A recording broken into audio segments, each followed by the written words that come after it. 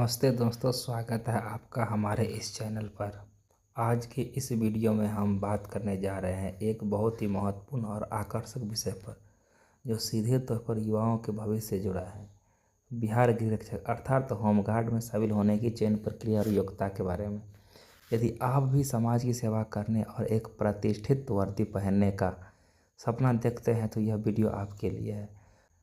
हम इस भर्ती के हर एक पहलू पर विस्तार से चर्चा करेंगे, जैसे शैक्षणिक और शारीरिक योग्यता क्या होनी चाहिए, आयु सीमा और अन्य महत्वपूर्ण मापदंड क्या होनी चाहिए, चयन प्रक्रिया, लिखित परीक्षा, शारीरिक दक्षता परीक्षा और चिकित्सा परीक्षण के बारे में पूरी जानकारी, सैलरी और अन्य लाभों की जानकारी देंगे।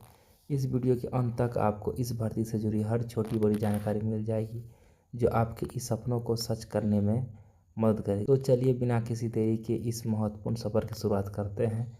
वीडियो को पूरा देखें और अगर पसंद आए तो लाइक और शेयर जरूर करें।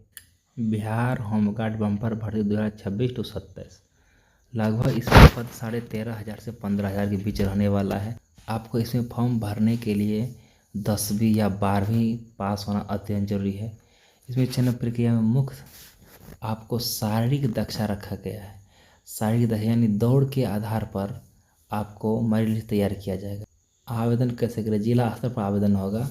शारीरिक टेस्ट की तैयारी महत्वपूर्ण है। इसमें अभी से मेहनत करना शुरू करें।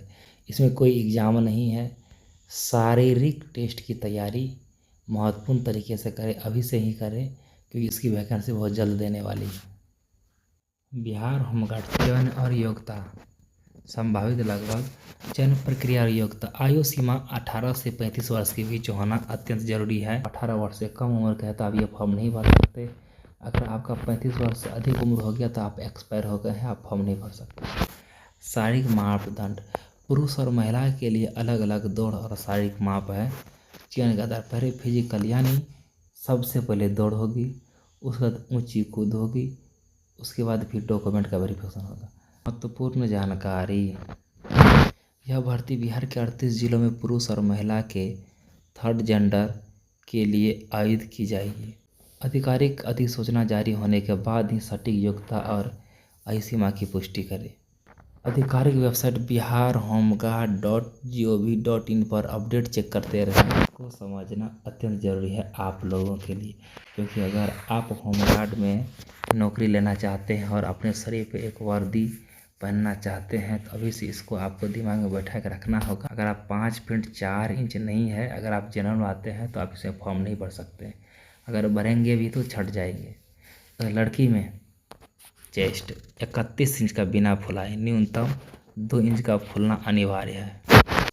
5 फीट 2 इंच में भी काम चल जाएगा। आप अगर पूर्णिया कोसी परमंडल के स्टूडेंट है तो लड़के वर्ग के लिए चाहे SC हो, चाहे ST हो, चाहे सामान्य हो, चाहे OBC हो, चाहे EBC हो, उसके लिए हाइट 153 सेमी रखा गया है। के लिए 153 सेमी रखा गया है और वो महिला के लिए समान। थर्ड जेंडर में चेस्ट का टेस्ट नहीं लिया जाएगा। दौड़ में सफल होने वाले अभ्यर्थी को ही अगले कार्यक्रम में शामिल किया जाएगा। सबसे पहले दौड़ आपको 1600 मीटर का दौड़ 6 मिनट के भीतर करना है, यानी 1600 मीटर का दौड़ 6 मिनट के भीतर करना है। महिलाओं के लिए 800 मीटर का दौड़ 5 मिनट में करना अत्यंत जरूरी है।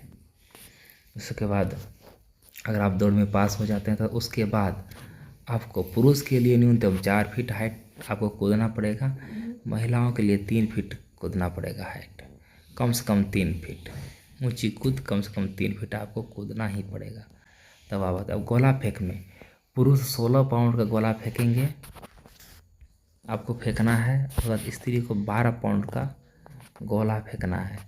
लंबी कूद अगर ये दोनों में आप पास होते हैं तब जाके लंबी कूद में आपको वरीयता दी जाएगी। अगर आप शारीरिक दक्षता परीक्षा पास कर जाते हैं, आप दौड़ निकालते हैं, दौड़ के बाद हाई जंप, लॉन्ग जंप, उसके बाद गोला फेंकने में सक्षम हो जाते हैं, तब आपका उसके बाद चलता है आगे की प्रक्रिया। आपको बायोमेट्रिक पंजीकरण किया जाएगा। स्कोरिंग का महत्व, अगर आप दौड़ में पास हो जाते हैं, सिर्फ पास होना नहीं, आपको उसी हिसाब से स्कोरिंग बनेगा कि आप दौड़ में कितना अच्छा किए, आप कूद में कितना अच्छा किए, कितना पाउंड गोला फेंके, उसके हिसाब से आपको स्कोर बनेगा। उसके बाद मूल दस्तावेज का सत्यापन, अगर आप स्कोरिंग में पास हो जाते हैं तो आपका मूल दस्तावेज, शैक्षणिक प्रमाण पत्र, जाति प्रमाण पत्र, निवास प्रमाण पत्र, सभी मूल दस्तावेज आपको अंतिम मेरिट लिस्ट फिजिकल के प्रदर्शन के आधार पर बनता है, क्योंकि इसमें लिखित एग्जाम है ही नहीं।